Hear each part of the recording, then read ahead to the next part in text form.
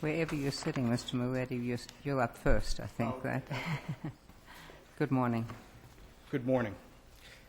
Paul Moretti on behalf of the employee Stanley Walker. The issue in this case concerns the application of Section 51A following this Court's decision on the employee's Section 36 claim in December of 2004. Typically, as the Court knows, compensation is based on the rate in effect at the time of injury. There are certain exceptions under the Act. A notable exception is Section 51A, which states that if there has been no compensation paid prior to the final decision on such claim, the rate of compensation to be paid shall be based at that rate in effect at the time of the decision rather than the date of injury.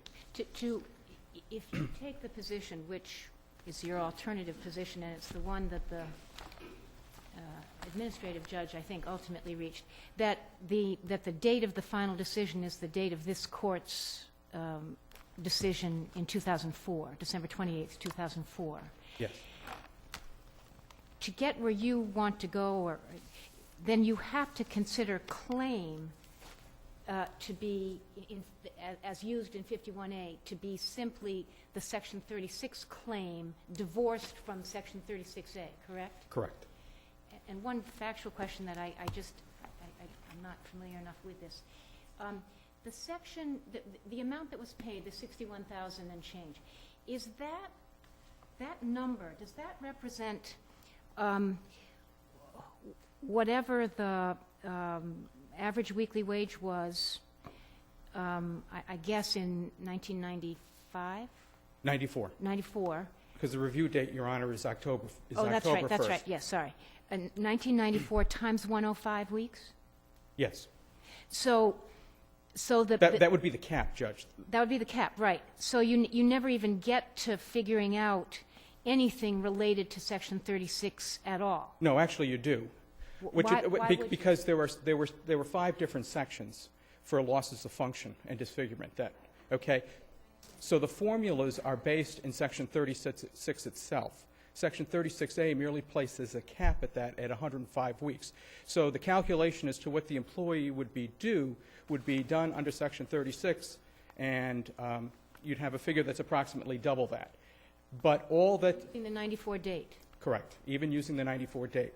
But what would happen is, because Section 36A has always been, as this Court stated in 2004, is a death statute where the payments are to the dependents, the benefit to the dependents is the dependents receive the specific compensation that the employee would have received under Section 36 had the employee not died. However, those benefits would be capped at whatever the state average weekly wage is times 105. So you do need, so I guess my question really was, and I think you've answered it, that in order to get to that $61,000 and change, you did need to have figured out what it would have been under 36 and then cap it. Absolutely. Right? Yes. Okay. Yes. Because, you could have something that was only $15,000 under right. K, 36K or something like that, which I don't really recall right now. So the cap wouldn't have been in place. But because the employee is in a near vegetative state, there were so many different losses of function that it would have been impacted by the cap of Section 36A. Mr. Moretti, I've got a question for you. After the payment was made, how does 51A factor in, given that there was a payment? Do you understand my question? No. Do you mean, how does it, it's supposed to be self-operative. If it's not self-operative, what happens is that the employee then makes a claim for it. Is that what you're talking about? Or yes. It's supposed to be self-operative because, as the statute says, the judge shall take into, or the decision shall take into consideration the rate in effect at the time of the decision. But when that doesn't happen, then you just make a claim for it later on. One other question, I'm sorry. Sure, if I could. certainly. I just want to see the logic. If you say that, one of the arguments is that, put the appeals court aside, that the date you use is the May 2002 15th date of decision, and that's the final decision, wouldn't, using that same logic, on your other argument, that is that the 36 is totally separate from the 36A, wouldn't that same logic say you don't use this court's decision in December of '04, you would use November 30th, 2005? That is the date in which the administrative judge actually said, no, this is what he gets. I mean, wouldn't that be the final decision, because it actually calculates the amount? Yes, it could, because it actually calculates, yes, it actually yes, I understand, it actually calculates the amount.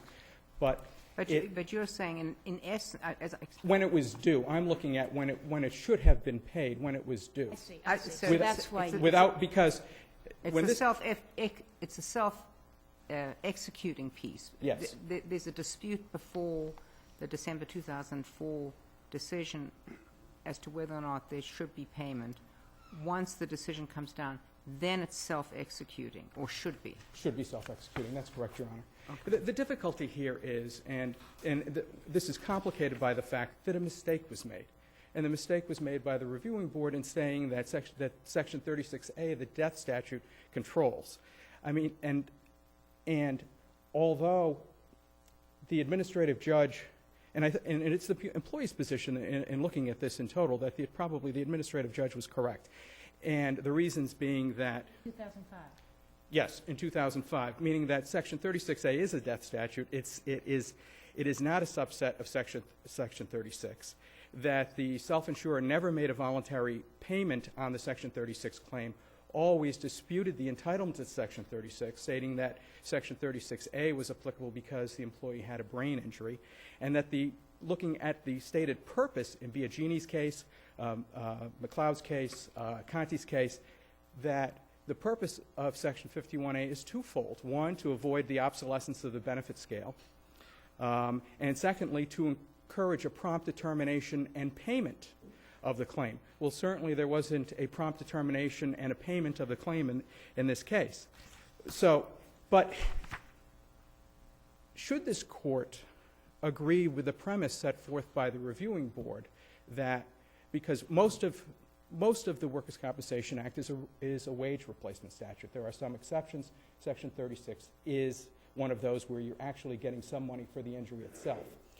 And 36A is, the calculations at least, is based on the calculations set forth in Section 36. So if you accept the premise of the reviewing board that they are the payment, the capped payment or benefit under Section 36A is similar or the same kind of benefit as Section 36, well, the employee can understand that you could make a reading of Section 51A to use the May 15, 2002 date for the purposes of Section 51A. But what doesn't make sense at all is, especially in keeping with the purpose of 51A to avoid obsolescence and encourage prompt payment, is what the appeals court did, because it's true, there was absolutely no payment of any kind, whether under 36 or 36A, before May 15, 2002 of the reviewing board. So that would be based on the rate in effect at that time, which would have been the 2001 rate, because the October 1st is the review date. But then to say that the self-insurer is continuing to resist the Section 36 claim, and that we go another 2 years before that decision is made and the payment is made, to somehow say that the calculation, considering that workers' comp is a single rate calculation, is to go all the way back to 1994, and that you were to use that rate. It just doesn't make sense at all. Has the Section 36 piece been paid? Yes. So, And Without application of 51A, yes. And I mean, from the Well, wait a minute. At the time, let me back up. At the time of this court's decision in 2004, it was paid. $61,000. No, $61,000 was at May 15, 2002. Let's say the remainder of the Section 36 was paid shortly after this court's decision in December 2004. There was a 51A payment made at the time of the reviewing board's decision, and I don't know, but I'm assuming that some sort of credit was taken. You're talking about the reviewing board's decision in November 2006? Yeah, well, the administrative judge's decision, then the reviewing board's decision, Well, yes. So I know it gets, the November 30, 2005 of the administrative judge is in the amount of 108 and change yes, thousand. Was that paid? yes. I believe that was paid. 108,000 plus Yes. was paid. Correct. Does one get interest? Does that include, Interest is payable under Section 50, yes. so that includes interest, so you're calculating it, I don't think interest was paid, Your Honor. so is there a claim for interest here? In other words, Interest if works on, if the purpose of 51A is to say make a prompt payment, they don't. So your client gets the benefit of the increased wages, the statutorily calculated wages. But does that go back to from when he was denied payment, back in 1995? no. You're talking two different things here. I know. The obsolescence of the benefit scale, as we know from Taylor's case, Right. that was decided by the appeals court. Yeah. The obsolescence of the benefit scale could be that the benefits are either too high or they're too low. It's Yeah. not tied into the interest at all. The interest is, as in any other civil case, is for the time that the case has been pending, and under the Workers' Compensation Act, under Section 50, it's 10%. I understand, but calculated, before you calculate interest, you've got to have a sum certain. Correct. And so what's the sum certain?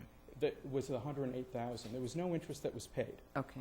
But, Mr. Moretti, if the 108,000 was paid, which was not the reviewing board's decision, right? That's the administrative judge's decision, Okay, correct? and then the town appealed, Correct. correct? And the reviewing board cut it back. Correct. And so then the point was then the employee was supposed to repay some, is that? No, wait, yes, the employee was supposed to, I don't exactly know what happened. The employee either repays something or they can take a credit, because the employee is also receiving Section 34A benefits, so they're able to take a credit of up to, of the amount, but no more. Cut it back even more, Correct. okay. And it would come out in a credit. In a credit On as the to the 34A. employee's weekly compensation. The employee is receiving compensation under 34A for permanent and total incapacity. And this is separate. This is for specific compensation for the particular losses of function and disfigurement. Mr. Moretti, forgive me on the interest. You've made your request for attorney's fees and costs, and you say benefits due under 36 should be based on the rates in effect on December 28, and the alternative on December 28, 2004. That's the decision of this court. And the alternative should be based on the rates in effect on May 2002. Is that sufficiently broad to encompass interest? Yes, interest operates automatically, Your Honor, and we don't really know where we're going to end up here. Okay. And we don't really So want to all- take all you money want- all you from want this family that's really relying on this to sustain themselves. So the interest will all be calculated at the end so all that they you don't want- have to All pay you money want, back. everybody wants, is a final determination of the date on which you calculate the benefits for the Section 36 payments, and then we can leave it to, and then you want attorney's fees, but you'll do that. And then it can be remanded back to the board, and we can go through the calculations as is typically done. And that's not a problem at all? And that's not a problem, no. Parties generally get together, and they're able to do that amicably. And I don't see a problem with the interest payments. So if there are no further questions, Thank you, Mr. Moretti. you're welcome, Your Honor. What the employee would like is that the date of this court's decision in 2004 be used for 51A purposes, but in the alternative, should this court agree with the reviewing board that 36A is in kind or the same type as Section 36, then the date for calculation should be May 15th, 2002, but not the varying rate approach that is, I've never seen used, that was advocated by the appeals court. Thank you. Thank you, Mr. Moretti. Ms. Moorcott? Good morning, Your Honors. Attorney Kokot for the Town of Barnstable. The key factor in this case, Your Honor, has to ride or die on the statute, which is 51A, which is very clear in its language. In any claim in which no compensation has been paid prior to the final decision of such a claim, said final decision shall take into consideration the compensation provided by statute on the date of that decision rather than the date of injury. There's two hurdles that the employee must get over. First and foremost, he argues that the claim, he's identifying the word claim as a section. that the employer did not pay Section 36 benefits specifically. Because they paid 36A, that doesn't count. Well, it was No, a no, claim for 36 benefits. And the employer paid 36/36A benefits. No, it The- paid 36A benefits. The employer, was if you, fighting the 36 application. what we fought, Your Honor, was not whether or not he was due 36 benefits, is whether or not it was capped under 36A, Your Honor. We never fought. And that was some of the issues back when we first were here the last time, Your Honor, is that the employer never argued that he wasn't due 36 benefits. The MMI was an issue.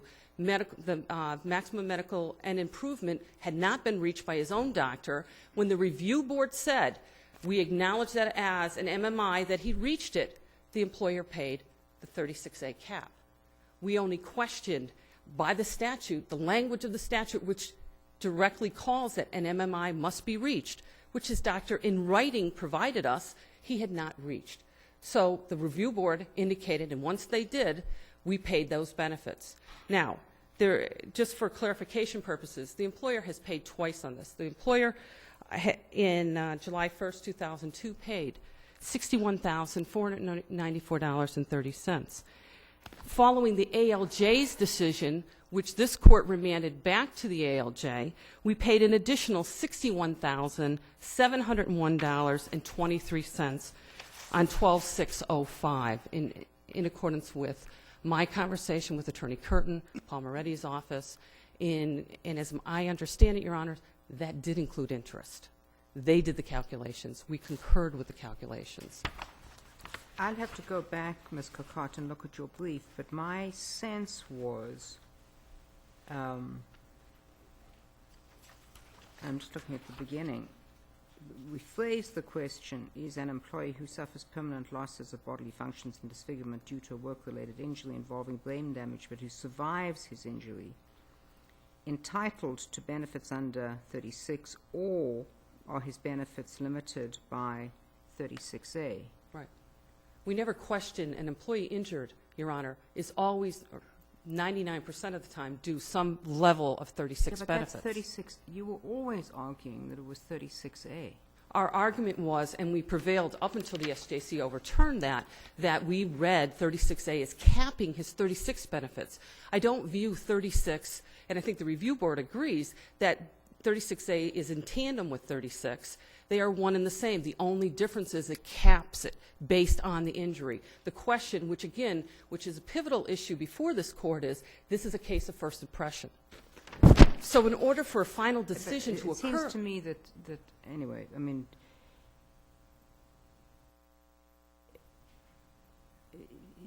is it your position that if somebody had a brain injury and also an amputated arm, so the brain injury is affecting something else, and an amputated arm, it was your position that all of those were capped by 36A?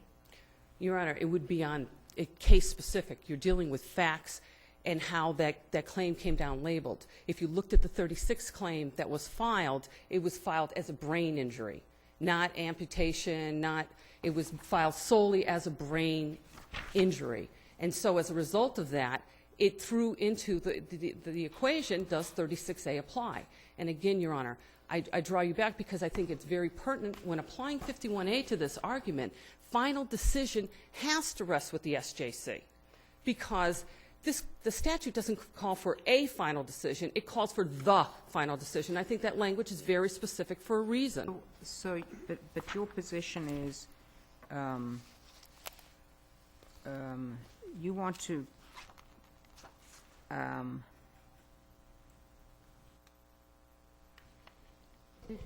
Your position is so you take that one, and then since you paid money on July 1st, 2002, there would be no 51A application here. Absolutely, Your Honor. And I would further stand a So further argument. you wanted to argue as of July 1, 2002, We made the payment for $61,494. and so no further payments are due?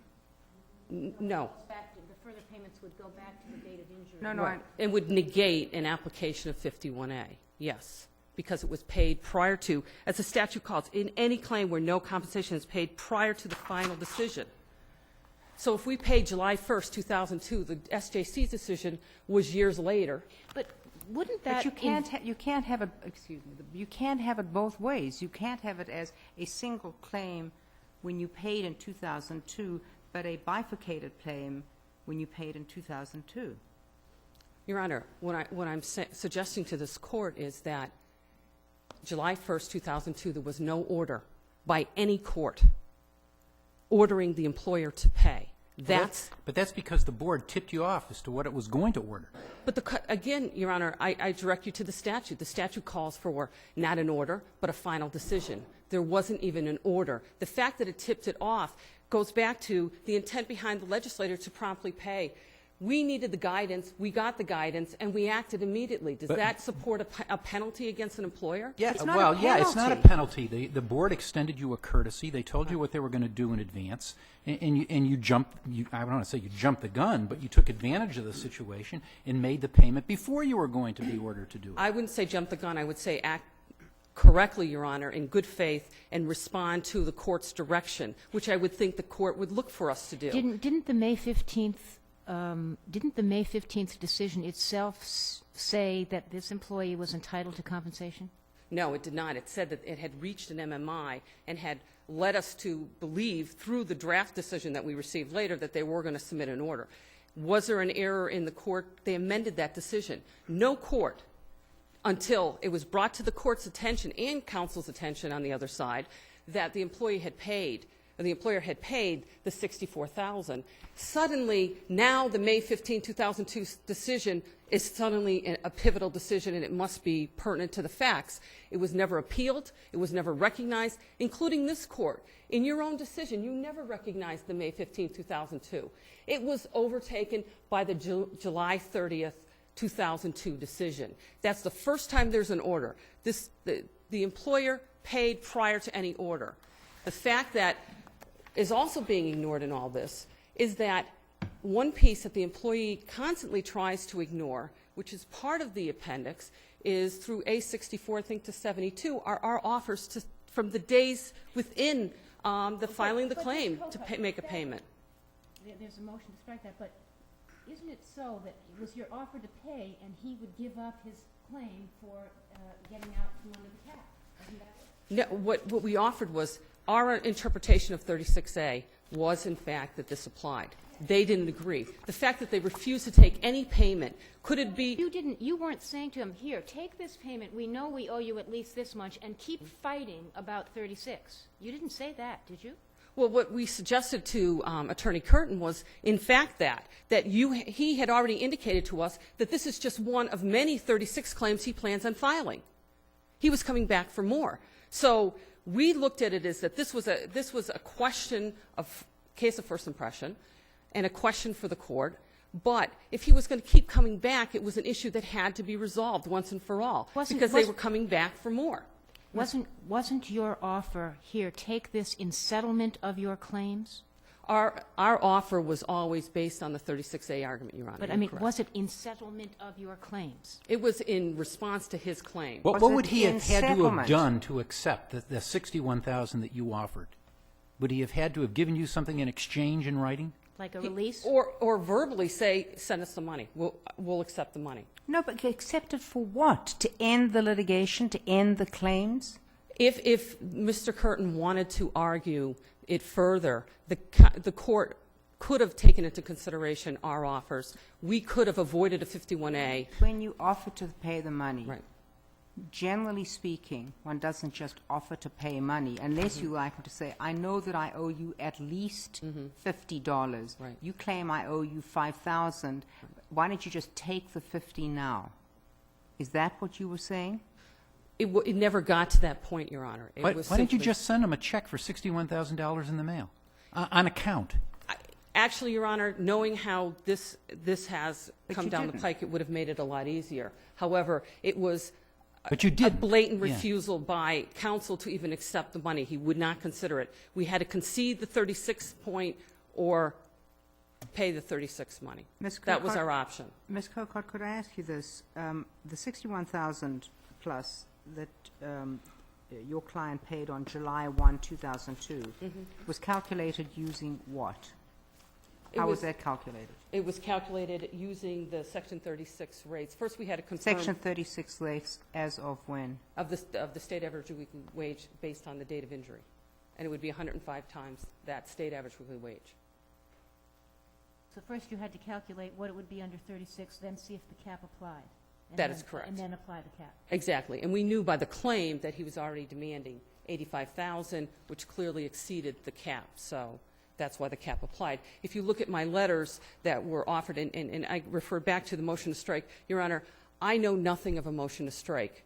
Attorney, Maybe I'm wrong. no, counsel brought this up, Attorney Moretti brought this up, and I'm at a loss because Attorney Curtin handles the matters down below. When we went before the ALJ, we simply walked up to the judge and he said, do you guys want to just do this on brief? And that is the extent of our conversation. The party submitted on brief. The appendix you have before you is almost, other than the subsequent decisions in the court, what was provided to the ALJ, what was provided to the, the review board. My appendix has never changed. There was never a motion to strike. There was never a part on Attorney Curtin objecting to those letters. And I think it's pertinent to note because I think the attorney does not want you, the Supreme Court, to see that we were not only offering this under 36, we are also 36 and /36A. If you read my letters, it says both, which further waters down his argument that the money is not paid under or offered under 36. And it was. We looked at it as this was an offer for Section 36 benefits for this employee. Again, you want us to do a very strict construal of the statute, that's appropriate, but in any claim in which no compensation has been paid, it's 20/20 hindsight, but could you not have paid immediately in 1995, 96, 97? First, you can't, Your Honor. You have to wait. There's a certain waiting period. I mean, before whatever the waiting- 36 could be paid. And whatever the waiting period is.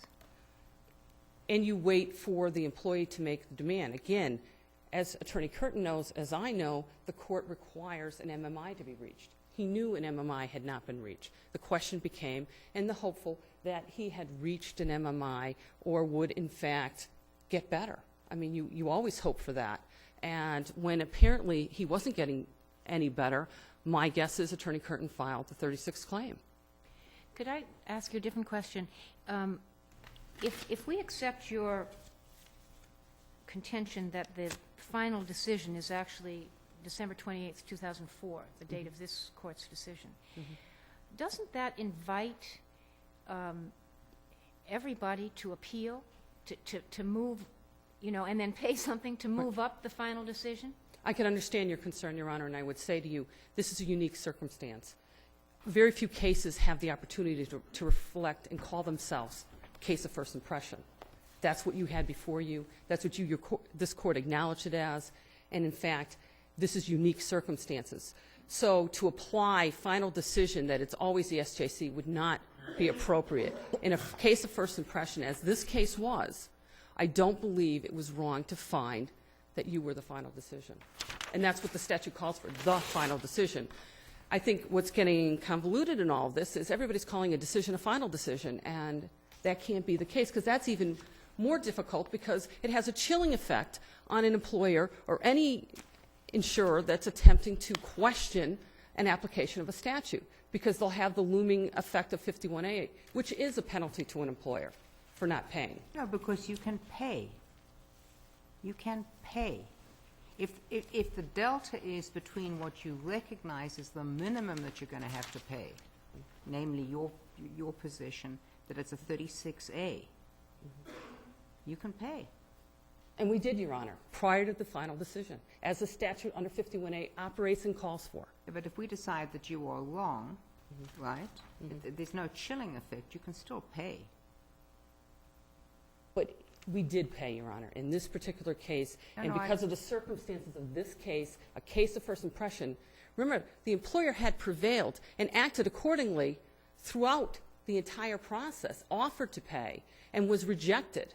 So this is not an employer that looked idly to, we reject and we refuse and we sought to fight you each and every way, because that is not the case in this matter. Thank you, Ms. Thank you, Kirkland. Your Honor.